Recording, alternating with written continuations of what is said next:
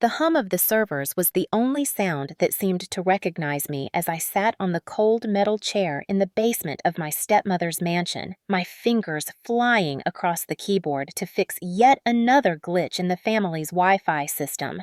Upstairs, I could hear the muffled laughter of crystal glasses clinking expensive heels tapping against marble floors, and the echo of my relatives enjoying a dinner I wasn't invited to sit at.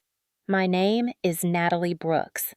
29 years old, and in the eyes of my family, I was nothing more than their personal technician, a disposable tool to keep the lights on and the printers running. I had learned to live with the sting of their words, but some wounds cut deeper when they were dressed in laughter. I heard the thud of the basement door open, and Isabella, my cousin, leaned in her sequined dress, glittering even under the dim light of the stairwell. She smirked as if my presence in this basement confirmed her superiority. Natalie, the projector upstairs, froze again. "Come fix it before Derek's presentation stalls. You're just tech support. Stay in the basement where you belong." She laughed, tossed her hair, and closed the door before I could reply. My throat burned, my jaw clenched, and for a split second I wanted to scream that I wasn't their servant, that I was more than their IT girl, but the sound died in my chest. I had heard that phrase so many times, just tech support, that it had become their family slogan whenever my name was mentioned. Upstairs, Derek, my 36-year-old brother, the golden son with his Ivy League degree and custom-tailored suits, was probably basking in the glow of Helena, my 60-year-old stepmother, who always reminded me that I should be grateful to have a roof over my head. I could almost hear Derek boasting, could picture Isabella whispering in Helena's ear, reinforcing the narrative that Natalie wasn't one of them, that Natalie was better kept in the shadows where the family's dirty work was done unseen. What they didn't know, what none of them could imagine, was that the shadows I had been forced into had given me something more powerful than their shallow approval. It had given me silence to listen, access to information they underestimated, and above all, time. My father, Richard Brooks, had built an empire of real estate worth hundreds of millions, and in his last months alive, he had looked at me, not Derek, not Isabella, with eyes full of quiet certainty. I remembered his voice so vividly, it haunted me in moments like this. "Natalie, you see the world differently. They see numbers on paper. You see systems. One day, this estate will need someone like you." That day was coming faster than they knew. I wiped a tear I hadn't noticed sliding down my cheek, straightened my shoulders, and saved the system logs I had been fixing. Upstairs, they thought their empire was theirs to control. They thought the girl in the basement was powerless. But the envelope locked away in my desk drawer upstairs, sealed by my father's lawyer, told a different story, one that would turn their laughter into silence. For now, I let them gloat. For now, I fixed their machines and endured their cruelty. But the hum of the servers was my reminder. The estate's beating heart pulsed down here, with me not in their champagne-soaked banquet hall. And one day soon, they would learn that the girl they dismissed as just tech support was the sole heir to a $275 million legacy. Life in the Brooks household had always been divided between marble floors and dusty basements, and I had been assigned the latter from the moment Helena, my stepmother, took over after my father's passing. Helena was 60 now, statuesque with her pearls and perfectly coiffed hair, the kind of woman who knew how to weaponize a smile. She could host a gala and crush a soul in the same evening. To her, I was a reminder of Richard's first wife, a ghost she never wanted in her polished halls, so she found the easiest way to reduce me by making me useful only when something broke. My brother Derek, 36, was her prized possession. With his Harvard MBA and tailored Navy suits, he played the part of heir apparent flawlessly. At family gatherings, he was introduced as the man carrying Richard's vision forward. Meanwhile, I was called only when the projector flickered or the router went down. It was a running joke among my cousins that if the Wi-Fi worked, Natalie must be hiding in the walls. Isabella, 33, had perfected the art of ridicule. She would saunter into a room, eye me from head to toe, and deliver her sharp remarks with a smirk. "Careful, Natalie, don't get dust on that dress," she once said when I dared to wear a silk blouse to a dinner. Her laughter, echoed by Derek's, had carved into me deeper than I wanted to admit. My daily life revolved around keeping systems running, both digital and domestic. If Helena's printer jammed, I was summoned. If Derek's presentation froze, I was paged. If Isabella's new tablet needed syncing, I was the one hunched over in silence, fingers moving quickly to fix it before her next complaint. And yet none of them saw the irony. They depended on me every day, but mocked me for the very skills they leaned on. I remembered nights in my childhood when Derek was off at debate camp or Isabella at ballet recitals, while I sat alone at the public library poring over manuals, teaching myself code-solving puzzles on borrowed computers. My father, Richard, would sometimes stop by and sit across from me. He didn't say much, but the way he looked at me said everything he knew. I was building something of my own. Still, the rest of the family never let me forget my place. When guests visited, Helena would show off the art collection, the sprawling gardens, Derek's framed diplomas. I was rarely introduced. If I was mentioned at all, it was, "Oh, Natalie keeps our systems together. She's very handy with wires." Handy with wires.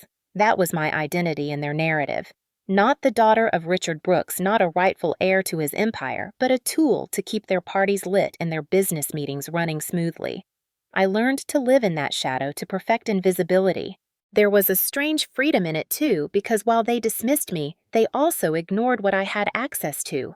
The servers, the financial systems, the archives of property records, every bite of information ran through me. They never thought to question what I might see, what I might know, because in their minds I was too small to matter.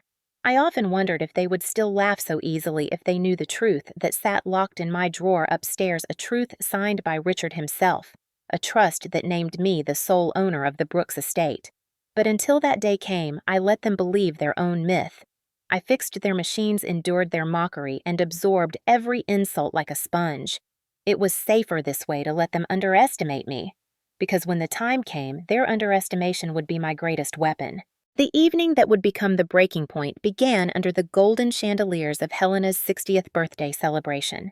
The estate's ballroom gleamed with polished marble, a string quartet played near the grand staircase, and servers in white gloves carried trays of champagne that sparkled like liquid diamonds under the light.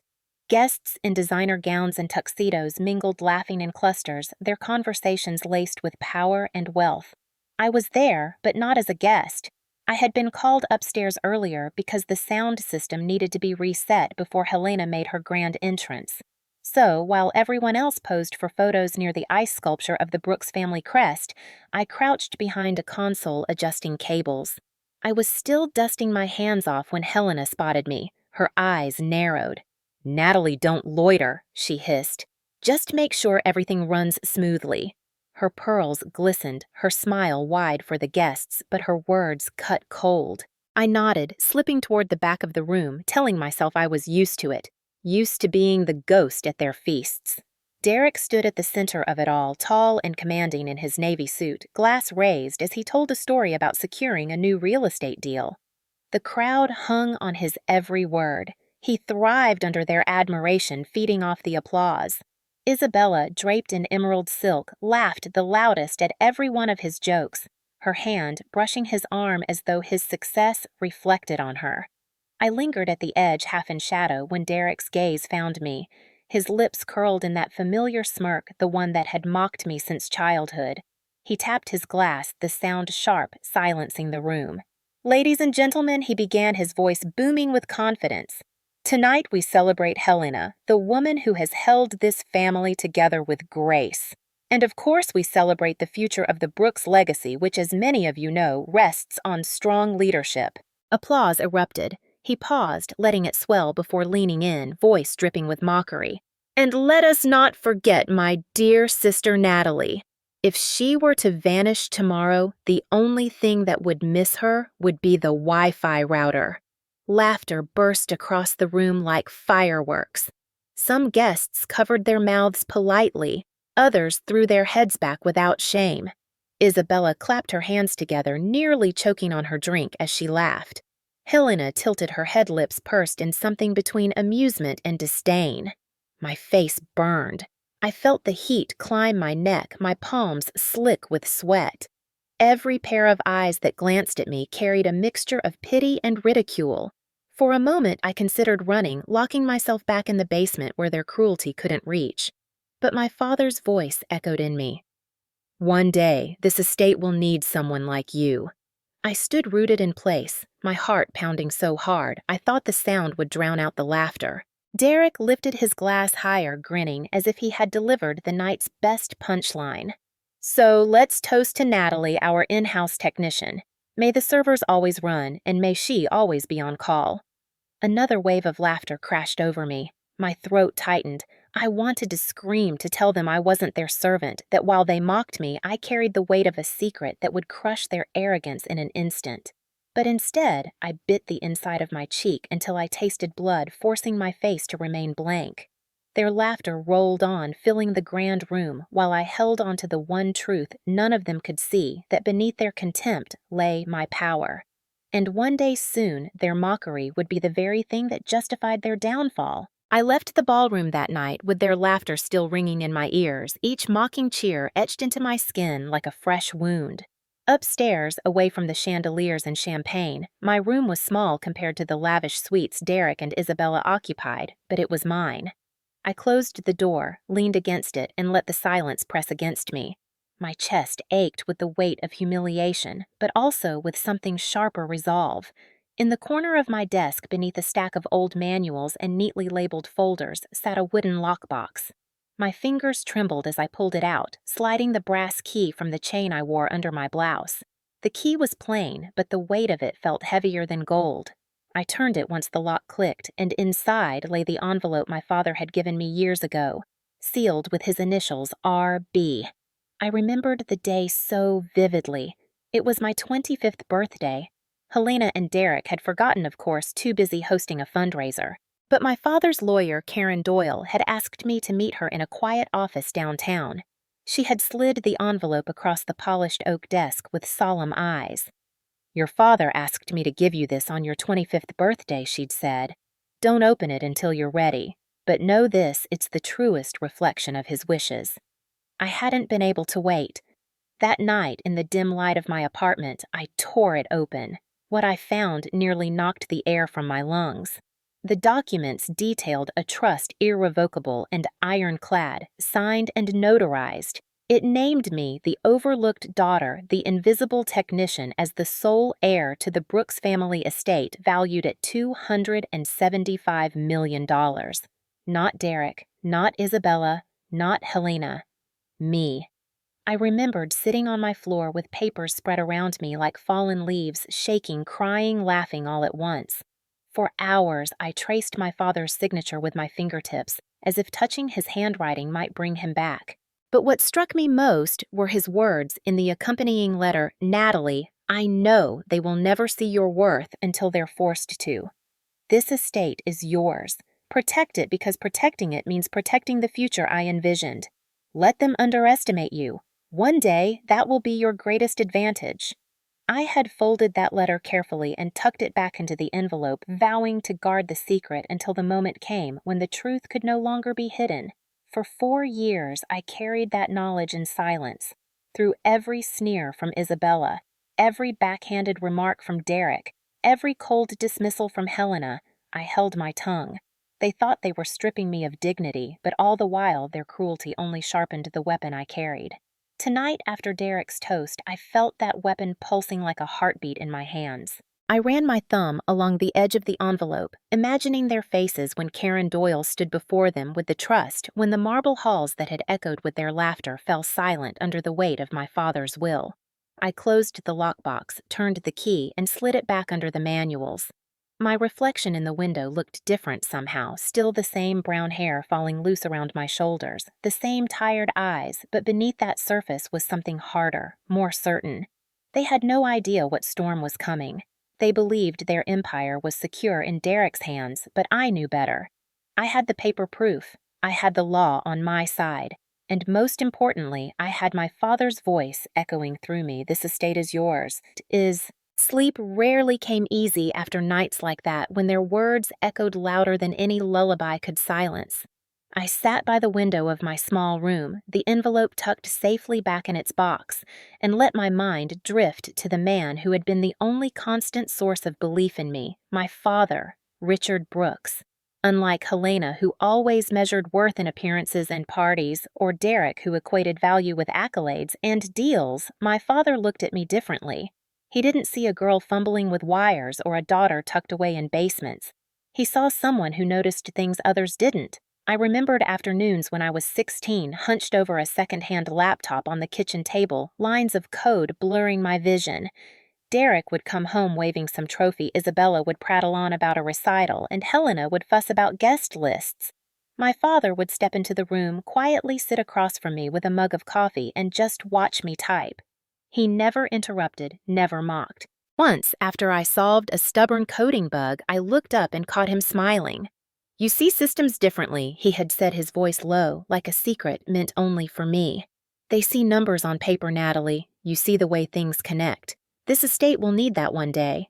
At the time, I brushed it off, thinking he was simply trying to make me feel better about not fitting into Helena's perfect little family portrait. But years later, when I opened that trust document, his words snapped back into focus. He had meant every syllable. Another memory surfaced, this one sharper, from just months before he passed. We had been walking the grounds together, his pace slower than it used to be, his breathing more labored. The sky was streaked with orange and purple, the estate bathed in the glow of sunset.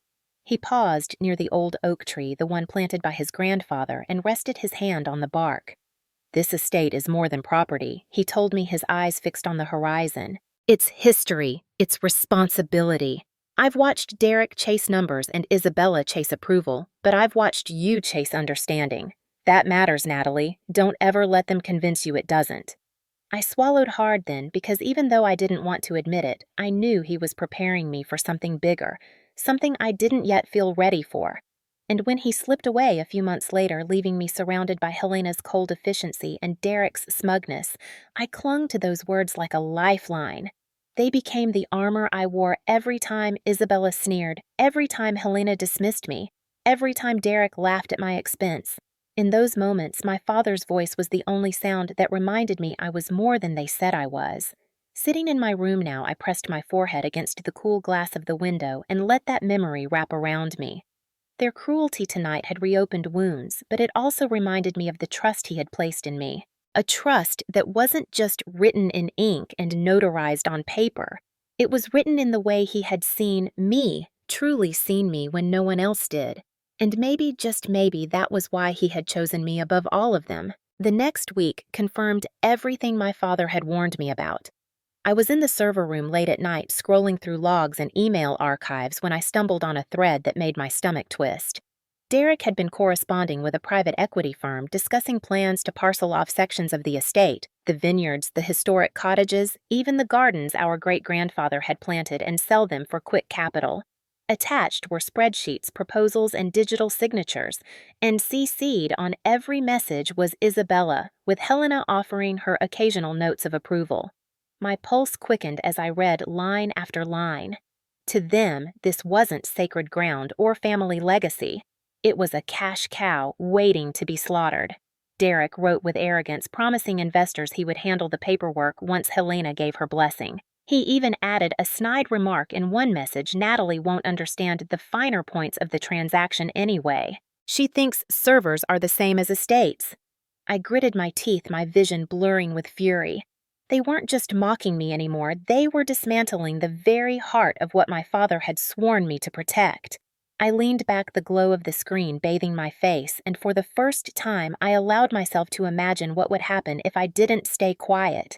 What would happen if I brought that envelope into the light? The thought both thrilled and terrified me, but I couldn't move yet. Not without certainty. Not without proof strong enough to crush their denials. I started saving files, printing logs, archiving messages into encrypted folders. Every click of the mouse felt like another piece of armor sliding into place. Upstairs, I could hear Helena's voice drifting through the vents, smooth and commanding, as she practiced a speech about honoring Richard's legacy. The hypocrisy made bile rise in my throat. They were planning to gut his estate while smiling for the cameras while raising toasts to his memory. Later that evening, when I finally ventured upstairs, I caught sight of them in the dining room. Derek was standing at the head of the table, wineglass in hand, explaining to Isabella how selling the vineyards would generate immediate liquidity. Isabella leaned back in her chair, nodding eagerly, her jewels catching the candlelight. Helena sat silently, but her silence was worse than words. It was consent. I lingered in the hallway, hidden in shadow, listening to Derek's booming voice. This estate has sentimental value, sure, but sentiment doesn't pay bills. Investors are circling. Once we make the first sale, the rest will fall like dominoes. Isabella clapped lightly, almost as if applauding. And Natalie, she asked. She'll fix the Wi-Fi like always, Derek sneered. They laughed, the sound sharp and cruel. My fists curled at my sides. It was in that moment that I realized this wasn't just casual cruelty anymore. It was betrayal. Betrayal of my father's wishes, betrayal of the family's history, betrayal of me. I slipped away before they noticed me retreating back to my room, my heart pounding so loud I could hear it in my ears. On my desk, the lockbox seemed to glow in the dark, calling to me. I rested my hand on it, feeling the weight of my father's trust. They thought I was invisible, powerless, incapable of grasping real business. But the truth sat under my fingertips, ready to shatter their illusions. The time for silence was ending. The storm my father told me to prepare for was almost here, and I was ready to bring it crashing down on them. The summons came 2 days later, a family strategy meeting in the estate's formal conference room. I knew exactly what it was about before I even opened Helena's curt email. Derek was finally ready to unveil his plan to parade his numbers and prove to everyone that he was the rightful heir in practice, if not in law. The conference room was meant to intimidate floor-to-ceiling windows overlooking the gardens, a mahogany table polished until it gleamed, leather chairs that swallowed you whole. At the far end hung a portrait of Richard Brooks, stern and commanding as if watching every move. I was ushered to the corner seat, deliberately placed at the margin, while Derek took his position at the head. Helena sat poised to his right, her pearls glinting, Isabella beside her with a notepad she wouldn't use. The rest of the extended relatives filled in, murmuring among themselves, clearly expecting Derek to deliver another masterstroke. He stood tall, confident, clicking through slides on a massive screen. Charts, projections, valuations, the language of someone who wanted to impress investors, not honor his father. "We've let this estate sit idle too long," Derek declared, his voice booming against the glass walls. "It's time we modernize, optimize, and capitalize. The vineyards alone could net us $20 million in the first phase. The cottages, another 15. And the gardens, prime land for development." Gasps of approval rippled through the room. Derek smirked, feeding off the energy. This is the future. Richard Brooks would have wanted a legacy, not rooted in nostalgia, but in progress. My stomach turned. I glanced at my father's portrait, and for a moment I imagined his eyes narrowing, his lips pressed tight in disapproval. I couldn't stay silent. I pushed my chair back, the sound scraping against the polished floor. "That's not what he wanted," I said, my voice steady, though my heart thundered. Heads turned, a few brows arched in surprise. Derek froze mid-gesture, then let out a laugh dripping with condescension. "Oh, here we go. Natalie, the IT department has a comment." Snickers circled the table. I took a breath. "You're dismantling everything he built. The vineyards, the gardens, the cottages, they weren't assets to flip. They were history. You're betraying his vision." Derek's jaw tightened, but his smile never faltered. "Betrayal. Please, you wouldn't know betrayal if it stared you in the face. You've never understood business, Natalie. You don't belong at this table." Isabella chimed in, her voice saccharine. "Maybe let Derek handle the real work, dear. You just make sure the slides don't crash." My fingers curled into fists on the table. "I know more than you think," I said quietly, but the quiet carried. The room hushed. I clicked my own laptop open, the screen glowing with archived emails and projections evidence I had collected. "I know you've already been negotiating behind the family's back. I know you've promised investors pieces of this estate that don't belong to you, and I know you're lying when you say this is what Dad wanted." Murmurs filled the room. Helena leaned forward, her mask slipping for a moment. "That's enough, Natalie," she snapped. "You are out of line." Derek slammed his hand on the table, the sound reverberating. "Stay in your lane. You're not one of us. You never have been. You never will be." The words cut, but instead of bleeding, I burned. I rose from my chair, locking eyes with him. "No, Derek, I am exactly where I need to be, and soon you'll see just how wrong you've been." A heavy silence followed, the kind that clung to the walls, thick and suffocating. I could feel my father's portrait above us, watching, waiting. This was the line drawn in the sand, and I had just stepped over it. The silence after my words seemed to hang in the air like smoke, thick and choking. Derek's face flushed crimson, his hand still splayed on the polished mahogany table. "You think you can lecture me about this estate?" he sneered. "You? The girl who hides in server rooms patching wires. You're nothing here, Natalie. Nothing." The sting of his words might once have driven me back underground, but not now. I closed my laptop, the click loud in the tense room, and pulled a slim envelope from my bag. The cream paper glowed faintly under the chandelier's light, its edges worn from years of being opened and closed in the dark of my room. Derek's eyes narrowed. Helena shifted in her chair, a flicker of unease breaking through her practiced composure. Isabella leaned forward, curiosity piqued. "What's that?" she asked, suspicion creeping into her tone. I placed the envelope on the table. "This," I said, my voice steady, "is the truth you've all ignored, the truth my father left behind." A ripple of murmurs circled the room. Derek let out a sharp laugh. "What?"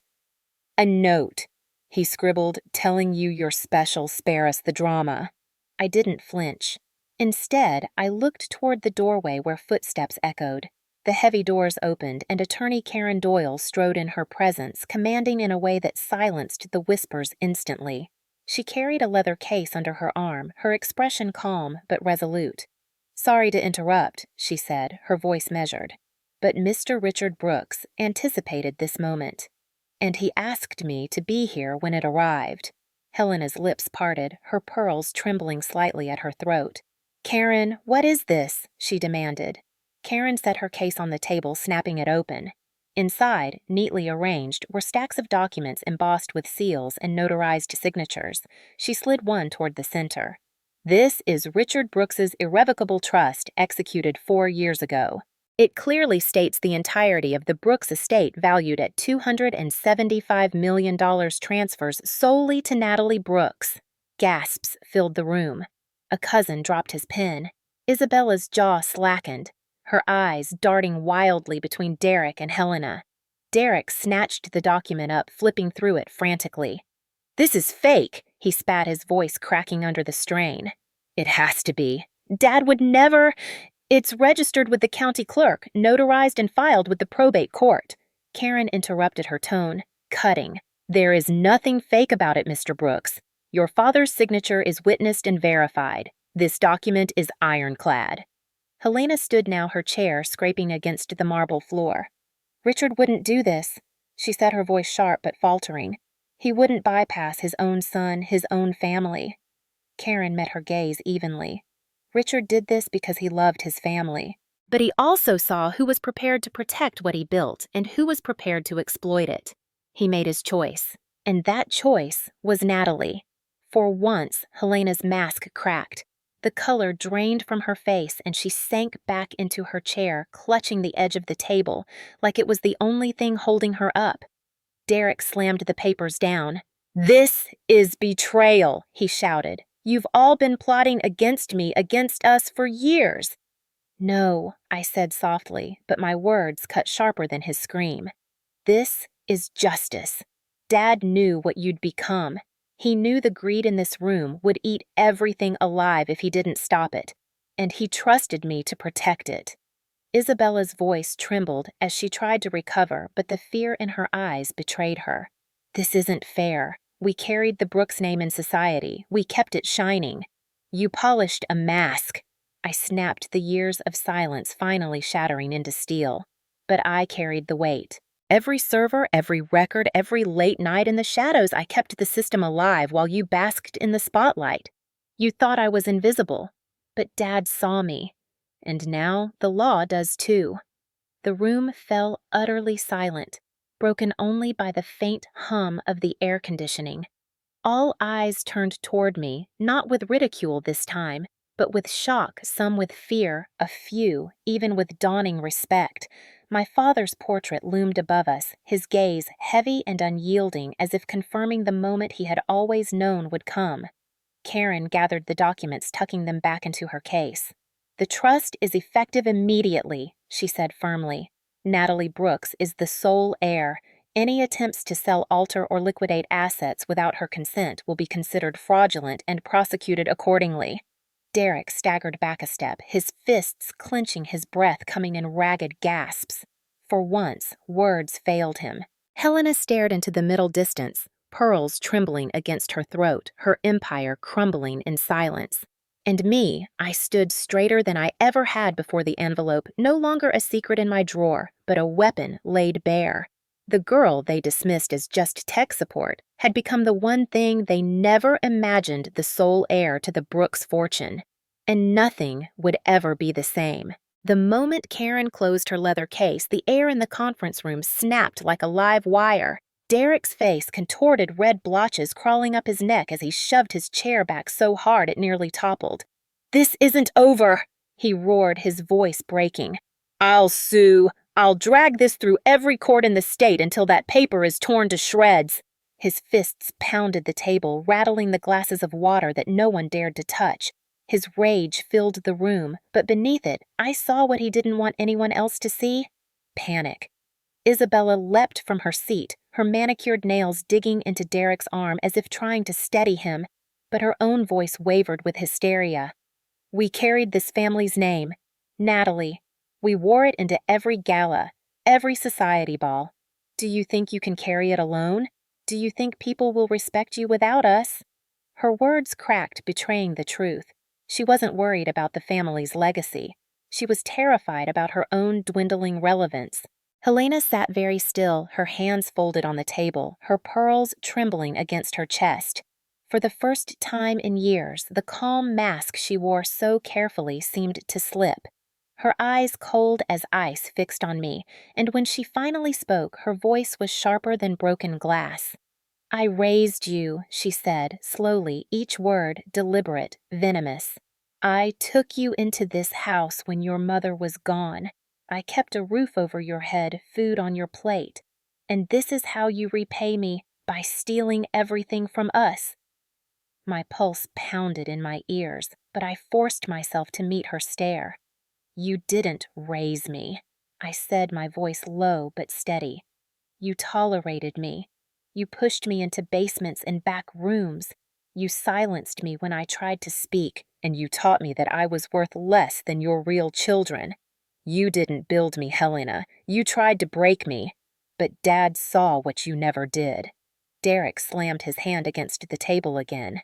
"You'll regret this, Natalie. I'll fight you with everything I've got." Karen's voice cut through the tension, calm but laced with steel. "You can try Derek, but you'll lose. The courts won't overturn an irrevocable trust. Every outburst you make, every threat only strengthens Natalie's case. And if you pursue litigation, you'll bankrupt yourself in legal fees before you even see a hearing." Derek's mouth opened, then closed, his rage colliding with the realization that he was cornered. Isabella collapsed back into her chair, mascara streaking down her cheeks. Helena still didn't move, her silence heavier than any scream. The cousins and distant relatives whispered among themselves, darting uneasy glances my way. For years I had been invisible to them. Now they couldn't look away. I felt my father's presence in the room, then not just in the portrait above us, but in the certainty pressing against my ribs. He had known this day would come. He had prepared me for it. And though the storm was raging, I was still standing. Helena finally rose from her chair, straightening her pearls with trembling fingers. Her voice was low, dangerous. "You may have the law on your side, Natalie, but you'll never have this family." She turned sharply and swept from the room, her heels clicking like gunshots against the marble. Derek followed, muttering curses under his breath, Isabella scurrying behind him, still wiping tears. One by one, the others slipped out, leaving me and Karen alone in the echo of their chaos. For the first time in years, I didn't feel like the girl in the basement. I felt like the heir my father had always known I was. Their fury was proof of their loss. Their silence was proof of my victory. The days that followed were a blur of headlines and legal filings, the Brooks family name dragged into the kind of spotlight Derek and Helena had never imagined. Newspapers splashed it across their front pages. Brooks estate battle tech-savvy daughter wins $275 and trust. Cable news anchors dissected every detail from Derek's red-faced outburst to Helena's icy departure from the conference room. Strangers on the street whispered as I passed some, shaking their heads, others offering small, knowing smiles. For the first time in my life, people weren't laughing at me, they were watching me. Derek made good on his threat almost immediately, filing a lawsuit within 24 hours claiming fraud and undue influence. He marched into the courthouse with Isabella at his side, cameras flashing as he barked about being robbed of his birthright. But the case collapsed almost as soon as it began. Karen produced the notarized documents, the court records, the sealed trust Richard had filed years before. Every signature was verified, every clause airtight. The judge dismissed Derek's claims with a single sentence. The trust stands. Helena attempted a different tactic. She gave interviews, her voice trembling as she painted herself as the grieving widow betrayed by her husband's secret decision. She clasped her pearls tiered up on cue and told reporters I raised Natalie as my own, only for her to turn against us. But the act didn't hold. Old employees began to speak, gardeners, housekeepers, even a few distant relatives, each sharing stories of how I had been shunted aside, treated as a servant, while Derek and Isabella lived like royalty. The image of Helena's motherly devotion crumbled in the face of testimony that painted a darker, truer picture. Isabella, who once thrived on society's approval, found herself shunned. Invitations to galas stopped arriving. Friends stopped calling. Her name, once whispered with envy, was now attached to scandal and mockery. She retreated into silence, her emerald gowns replaced by quiet disappearances from public view. But Derek refused to fade quietly. He tried to rally allies on the board of Brooks Real Estate, insisting that his business acumen made him the only logical leader. Yet when shareholders reviewed the company's performance under his influence, the numbers told a harsher truth. Missed opportunities, inflated spending, risky promises to outside investors. His golden image tarnished Derek was voted off the board in a humiliating session that left him pacing the hallway outside, shouting into his phone until security escorted him out. Helena, stripped of both influence and credibility, lost access to the family trust accounts she once controlled with an iron grip. The cards she had always played charm, manipulation, reputation were suddenly worthless. She retreated into the mansion, the curtains drawn, the laughter of her glittering parties silenced. For me, the shift was dizzying. Reporters hounded me for interviews, but I declined most, choosing instead to appear only once standing on the estate's front steps with Karen at my side. My voice shook at first, but I steadied it as I looked into the cameras. This estate is not a trophy to be fought over, I said. It is my father's legacy, and it will be protected as he wished. No amount of greed or cruelty will change that. The clip went viral. Strangers reached out with words of encouragement, people who had once been dismissed by their own families thanking me for standing tall. For the first time, I felt not invisible, but seen. Yet even in victory, I understood the cost. My family, as I had once known it, no longer existed. Derek's rage, Helena's venom, Isabella's scorn. They weren't just cracks in the surface. They were fractures that would never heal. But maybe that was the point. Some families aren't worth saving. Some legacies aren't about blood, but about truth. And as the court orders settled and the headlines moved on to fresher scandals, one fact remained unshakable. I was the heir. Not because of luck, not because of charity, but because my father had seen in me what the rest of them never did, and the law had sealed it in ink. The storm seemed to calm after the court's ruling, but the silence that followed was its own kind of reckoning. A week later, I opened my email to find Helena's name blinking in my inbox. For a long moment, I considered deleting it unread, but curiosity got the better of me. Her message was short, uncharacteristically so. Natalie, I underestimated you. I see Richard in you now. I wish I had treated you differently. Helena. The words sat on the screen lifeless, but I could almost hear the clink of her pearls as she typed them. It was an apology, perhaps, but one delivered too late, a gesture made not out of love, but out of desperation. She wanted to salvage something of her image, maybe even her place in the estate. But I knew better. An apology made after the crown has slipped is no apology at all. A few days later, Derek showed up at the estate, unannounced. His once perfect suit wrinkled his eyes shadowed by sleepless nights.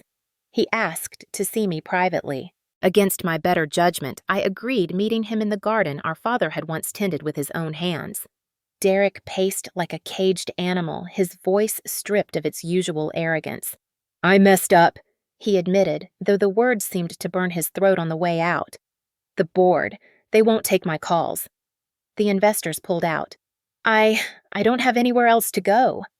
I waited, arms crossed, the autumn wind rustling the branches above us. "So what are you asking me, Derek?" His eyes flickered with something I had never seen before. Fear. Give me a place in the company. Not as CEO, not even on the board. Just something. A job. Anything. There was a time I might have bent, might have wanted to keep the peace, to give him what he asked, so I could finally be accepted. But that girl was gone. "You'll work like anyone else," I told him flatly. "No titles, no special treatment. You'll start at the bottom in a junior role, and you'll earn your way up or not at all." His mouth opened, then closed, pride warring with desperation. Finally, he nodded, the fight drained from him. He had no choice. That was his punishment, not exile, but humility. Isabella, on the other hand, disappeared entirely. Word drifted back through acquaintances that she had moved to Europe too embarrassed to face the circles that once adored her. She hadn't written me, hadn't called, and maybe that was best. Some bridges weren't just burned, they were reduced to ash. At night, I sometimes walked the estate grounds alone, the silence broken only by the crunch of gravel under my shoes. I thought about Helena's hollow apology, Derek's plea for scraps, Isabella's silence. And I thought about my father, whose faith in me had set all of this in motion. Their hasty regret could never erase years of cruelty. It could never undo the countless times I had been pushed aside, mocked, belittled. But it did confirm one thing they knew they had lost. Their empire of arrogance had collapsed, and all that remained was the truth Richard had seen years ago. As I stood beneath the oak tree my father once leaned against, I whispered to the wind, "You were right, Dad. They only saw me when they had to, and by then it was too late." The estate felt different in the months that followed, as though the walls themselves had exhaled after years of suffocating under Helena's control and Derek's arrogance. The grand halls, once filled with empty laughter and hollow toasts, now carried the sound of purposeful footsteps, contractors restoring historic cottages, students touring the gardens, architects sketching plans for something new. For the first time in decades, the Brooks estate was alive with meaning, not pretense. I had made my decision quickly after the trust was secured. This place would no longer be a private playground for spoiled heirs. It would be a living legacy. I met with local universities, community leaders, and nonprofits. Together, we formed a plan. Part of the mansion would become a scholarship foundation's headquarters, the vineyards converted into a research hub for sustainable agriculture, and the historic cottages offered as housing for students who couldn't otherwise afford to live near campus. The same rooms where Derek once gloated about numbers now echoed with conversations about opportunity and growth. The same gardens Isabella paraded through in designer gowns became study spaces where young minds gathered under the sun. Of course, not everyone understood. Some relatives muttered that I was giving away the fortune, that I didn't know how to protect what was mine. But they didn't understand what my father had taught me. True legacy isn't about holding power. It's about how you use it. Derek worked quietly in a junior analyst role at the company, far from the spotlight he once craved. Sometimes I saw him in the office cafeteria, shoulders hunched, his voice subdued. Whether humility was growing in him or merely resentment, I didn't know. But either way, the throne he once imagined for himself was gone, and in its place was a desk with no nameplate. Helena remained in the mansion, but her world had shrunk to the size of her own silence. The grand parties stopped, the friends vanished.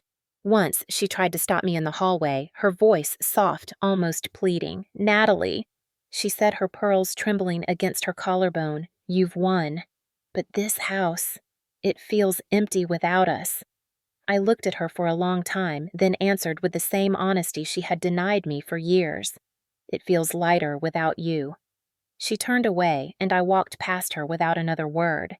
The bitterness of their downfall could have consumed me, but instead I found myself feeling something I never expected: freedom. For years I had been defined by their cruelty, trapped in their shadows. Now I was no longer the girl in the basement. I was the heir. Yes, but more importantly, I was the one who chose what that inheritance meant, and I chose to make it matter. One evening, months after the storm had passed, I stood beneath the old oak tree with Karen by my side. The sunset painted the sky in gold and crimson, the same colors I remembered from walking here with my father. The air smelled of earth and possibility. "You did it," Karen said softly. I smiled, though my throat ached. "No, we did it. My father did it. Everyone who will walk these grounds in the future will do it." She squeezed my hand, and for a moment I let myself breathe deeply, freely. The estate was no longer a battlefield. It was a sanctuary. As I turned back toward the mansion, the windows glowing with evening light, I felt the final weight lift from my shoulders. They had laughed at me, silenced me, dismissed me. But in the end, their laughter became proof of their blindness. They had called me just tech support. Now I was the steward of a $275 million legacy, not because I demanded it, but because I earned it through patience, resilience, and the unshakable trust of the one person who had always seen me. And as I closed my eyes, I heard my father's voice once more. "The most powerful person is the one everyone underestimates."